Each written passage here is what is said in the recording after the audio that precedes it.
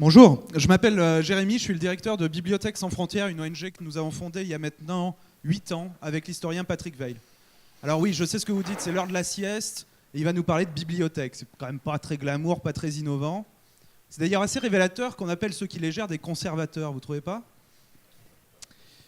Les bibliothèques, ça sert plus à rien à l'heure du numérique, à l'heure d'Internet, etc. Je vais vous raconter une petite histoire. La semaine dernière, j'étais à Calais, dans les camps, et à la bibliothèque. Et vous savez qui on trouve à la bibliothèque? Des personnes venues d'Afghanistan, de Syrie, d'Irak, qui viennent pour se connecter à Internet, pour parler à leurs proches, pour apprendre le français ou l'anglais. Vous pensez que si on leur demande à eux à quoi ça sert une bibliothèque, ils vous répondront à rien? En fait, nous avons créé Bibliothèques sans frontières il y a 8 ans avec cette conviction que les bibliothèques ne sont pas mortes, bien au contraire. Elles n'ont jamais été aussi utiles qu'aujourd'hui. Créer une bibliothèque dans un village en Afrique, vous aurez des impacts intéressants en termes de renforcement de l'éducation. Mais vous verrez aussi des choses beaucoup plus inattendues, comme la réduction de la mortalité maternelle et infantile, par exemple. Parce que les mamans auront une meilleure information sur l'hygiène, sur la santé, sur la nutrition pour leurs enfants. Vous augmenterez aussi le rendement agricole, parce que les agriculteurs pourront avoir plus d'informations sur la gestion de leur production et des informations sur les cours des matières premières sur les marchés domestiques et internationaux. En ville, que ce soit à Paris, à Jakarta ou à Rio, les bibliothèques partout boostent l'emploi, l'entrepreneuriat. Avec Bibliothèques sans frontières, nous avons soutenu plus de 300 bibliothèques depuis 8 ans et avons des impacts en fait assez transversaux sur l'ensemble des objectifs de développement du millénaire. On peut dire qu'en 8 ans, nous avons changé la vie, transformé la vie de plus d'1 million de personnes. Oui, mais voilà, le problème des bibliothèques dans ces pays-là, c'est que c'est très compliqué pour elles de construire des modèles économiques qui soient durables, soutenables. Et du coup, il faut imaginer de nouvelles choses. Alors pour vous expliquer ce qu'on a imaginé, je vais vous proposer de faire un petit détour. Vous savez, l'histoire est souvent tragique, souvent pleine de surprises, et c'est souvent dans les situations les plus difficiles que jaillit l'innovation. Alors je vous emmène en Haïti. En janvier 2010, la terre a tremblé à Port-au-Prince.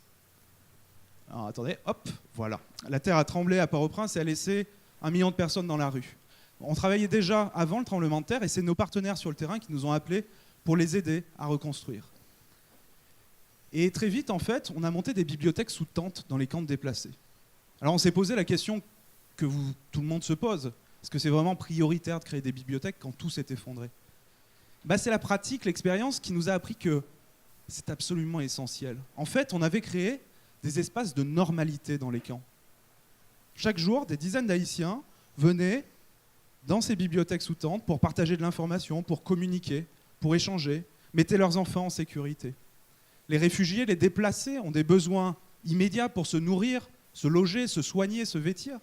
Mais une fois ces besoins couverts, il est extrêmement important pour eux de se reconstruire, de se projeter dans l'avenir.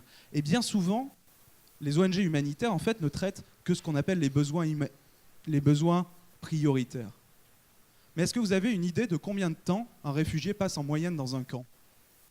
Dites un chiffre. 5 ans? 4 ans? 17 ans. 17 ans. Vous vous rendez compte? C'est ce chiffre qui nous a poussés à agir. 17 ans où la plupart du temps, en fait, ces gens n'ont pas le droit de sortir des camps, n'ont pas le droit de travailler. Alors, à partir de ça, à partir de notre expérience en Haïti, nous avons créé l'Ideas Box. Une médiathèque en kit, facilement transportable dans les endroits les plus reculés, les plus difficiles. Elle s'ouvre en moins de 20 minutes pour créer un espace de 100 mètres carrés.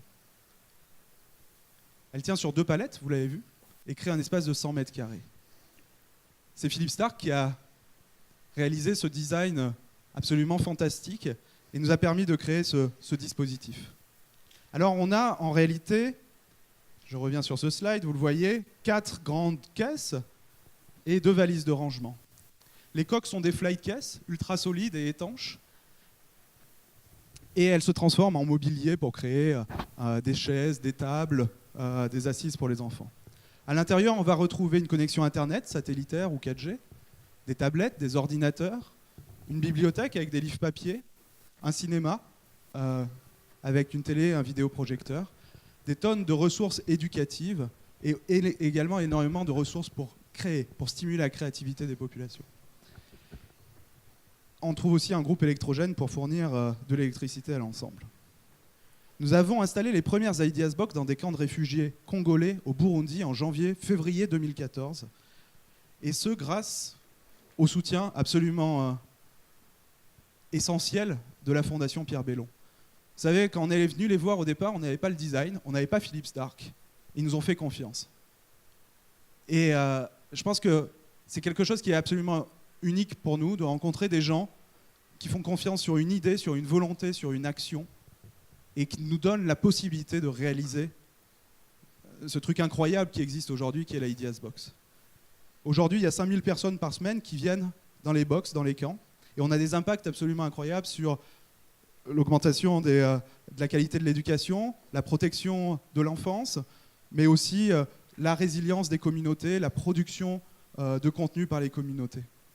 On déploie aujourd'hui des box en Jordanie et au Liban pour les réfugiés syriens, en Éthiopie pour les réfugiés somaliens. L'ONU en veut des centaines et nous demande d'en déployer partout dans le monde.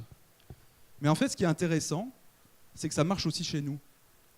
Et cet été, nous déployons des box à Sarcelles pour les jeunes qui ne partent pas en vacances, dans le Bronx, à New York, en Australie également pour les populations aborigènes. Et en fait, sans vraiment nous en rendre compte, on a créé la bibliothèque du 21e siècle. La bibliothèque qui peut aller partout, dans les zones les plus reculées, au contact des populations dans les situations les plus difficiles. Et sans vraiment nous en rendre compte, on a répondu à notre problème. Comment fait-on ? Ou on a donné, un début de réponse à notre problème. Comment fait-on pour construire des solutions durables pour les bibliothèques ?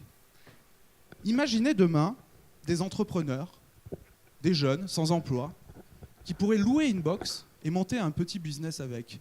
Les sources de revenus possibles avec la box sont multiples. On pense à la vente d'électricité ou à Internet. Mais regardons de plus près les modèles d'écoles à $1 par mois en Inde. Observons l'émergence des classes moyennes partout dans le monde en développement qui ont une telle appétence pour découvrir le monde, pour l'éducation de leurs enfants. En fait, il y a plein de gens à travers le monde qui sont prêts à investir un petit quelque chose pour une meilleure information, pour une meilleure éducation, pour une meilleure formation. Et c'est ce modèle-là qui nous intéresse aujourd'hui parce que nous sommes absolument persuadés que l'IDS Box pour les entrepreneurs, donc ce nouveau modèle qu'on est en train d'imaginer, ça doit nous permettre de déployer des modèles de bibliothèques qui soient durables, soutenables, avec un impact social absolument immense à travers le monde.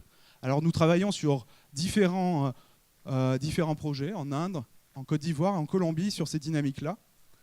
Et il se trouve que pour réaliser ça, il fallait aller sur le terrain, il fallait aller rencontrer les acteurs sur le terrain. Et on a rencontré 4 jeunes filles absolument fantastiques qui partaient faire un tour du monde. Elles partaient faire un tour du monde, elles ont voulu donner du sens à ce tour du monde. Elles voulaient aller à la rencontre des entrepreneurs sociaux, des entrepreneurs éducatifs, ceux qui changent le monde à leur manière, souvent dans des conditions difficiles, souvent avec peu de moyens. Et ces 4 jeunes filles, elles ont embarqué dans une aventure qu'on a appelée Out of the Box, un atelier international, mondial, qui se déplace de ville en ville, de pays en pays, pour imaginer avec les acteurs sur le terrain des modèles d'IDS Box qui soient soutenables et durables. Alors, on n'en a pas 4 aujourd'hui, on a 2 d'entre elles, Clara et Marine, qui sont avec nous aujourd'hui et qui vont venir nous parler de cette aventure. Donc, je vous remercie de l'applaudir très fort parce qu'elles ont fait un boulot fantastique.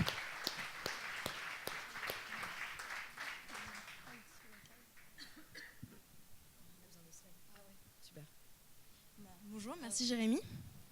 Donc, en janvier 2015, 4 amis d'enfance, Noémie, Sébastien, Clara et moi Marine, nous sommes partis en tour du monde pour 6 mois, en Inde, en Birmanie, aux Philippines, en Colombie, en Équateur et au Pérou. Nous y rencontrons des acteurs du changement, des voyageurs, des entrepreneurs, des curieux, des geeks, des investisseurs, des ONG locales, des institutions et bien d'autres. Et ensemble, nous avons créé les ateliers Out of the Box. Alors, vous devez vous demander un peu ce que c'est que Out of the Box. Out of the Box, ce sont des ateliers de design thinking en 3 à 4 heures où les participants qui se sont avérés extrêmement motivés échangent des idées, donnent leurs idées qui sont créatives et innovantes pour répondre aux challenges locaux auxquels ils sont confrontés. Le but est donc d'élaborer des modèles d'implantation de l'IDS Box en dehors des camps de réfugiés. On s'est par exemple demandé pourquoi est-ce qu'on n'installerait pas une IDs Box au Pérou, dans une salle d'attente d'un hôpital, avec des contenus médicaux et un soutien psychologique. Ou pourquoi pas une IDs Box dans un centre commercial en Inde qui répondrait au challenge de manque d'espace dans un milieu urbain. Ou encore, pourquoi pas une IDs Box sur un terrain de basket aux Philippines, lieu d'échange et de partage de la communauté, rassemblant des personnes de tout âge et de toute classe sociale, que ce soit en milieu urbain ou rural. Aujourd'hui, Out of the Box, c'est une plateforme en ligne qui a été mise il n'y a pas très longtemps et qui réunit tous ces acteurs du changement pour leur permettre d'échanger des nouvelles idées autour de l'IDs Box. C'est aussi 16 modèles d'implantation viables qui ont été mis en place grâce à ces ateliers. Et enfin, plus de 500 personnes qui sont au courant du projet Out of the Box à travers le monde. Enfin, cet atelier, IDs Out of the Box, c'est un atelier, c'est un outil modulable en termes de temps et de format, de thème et de format, qui permet à faire continuer, à grandir cette communauté internationale IDs Box. Merci. Merci à tous.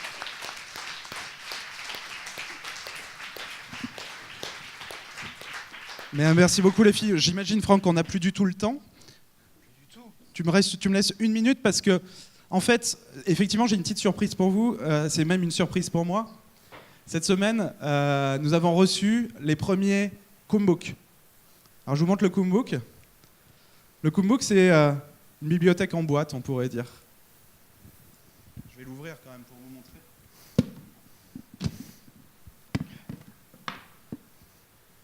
Le Chromebook, c'est la petite sœur de l'IDEAS Box. En réalité, il y a là-dedans ce qu'il y a exactement sur le serveur de l'IDEAS Box. On a, depuis plusieurs années, on rencontre des acteurs qui sont perdus au fin fond de la brousse, dans des endroits où il n'y a pas d'Internet. Et même si on dit que l'Internet arrive partout, il y a des endroits où il n'y a pas Internet, où il y a des endroits où il y a peu d'Internet. Et en fait, ces acteurs, ça peut être des médecins, ça peut être des écoles, ça peut être des bibliothèques, ça peut être des avocats. Et bien, ils ont besoin d'un accès de qualité à l'information. Le projet Chromebook, c'est une bibliothèque en boîte. C'est un nano-serveur, un nano-ordinateur, vous voyez, c'est tout petit. Et vous le mettez n'importe où, vous appuyez sur le bouton et ça crée un hotspot Wi-Fi sur lequel vous pouvez venir vous connecter avec votre téléphone, votre tablette, votre ordinateur, et vous allez avoir accès aux contenus qui sont à l'intérieur. À l'intérieur, on va trouver Wikipédia, on va trouver la Khan Academy, pour ceux qui connaissent cette plateforme d'éducation. On va trouver, tiens, François ce matin parlait des vidéos TED, on va trouver toutes les vidéos TED. On va trouver la bibliothèque Gutenberg, 50 000 livres. Mais on va trouver aussi des choses beaucoup plus spécialisées, pour les médecins, pour les juristes. Et quand vous le branchez à Internet, il va se mettre à jour automatiquement. Et en fait, toute personne qui va pouvoir l'utiliser va pouvoir charger des contenus dessus, qui vont remonter dans le cloud et redescendre dans tous les autres Chromebooks.